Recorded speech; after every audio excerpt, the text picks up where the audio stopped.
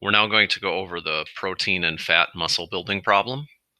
So in this problem, we see that our objective function for muscle is negative 0.25x plus 0.75y if I make x grams of fat and y grams of protein.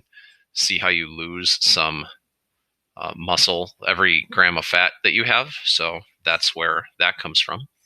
And then probably the biggest thing that causes struggles in this problem is that you need a little understanding about food.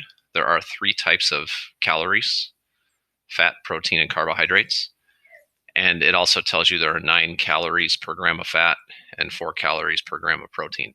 So if I look at the doctor or the doctor telling you that you should have 1,300 calories be carbohydrates, and then you have 2,600 calories per day as your minimum and 3,500 calories per day as your maximum, that's where these numbers come from.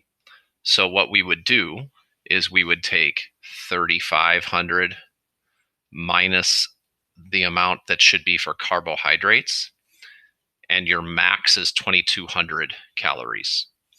Then you have 2,600 and subtract 1,300, and then that gets you the 1,300 minimum for calories.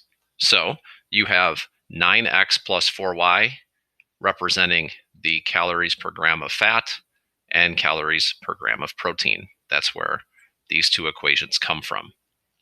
That's probably the hardest one.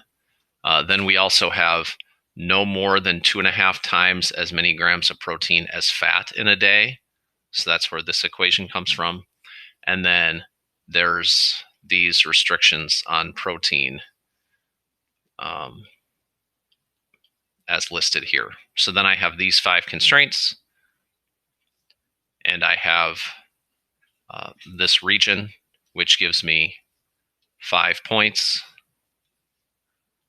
that I would check in my objective function, and I see that 72, 180 is going to give me the most muscle gain. So the maximum muscle gain is 117 grams per day with 72 grams of fat and 180 grams of protein.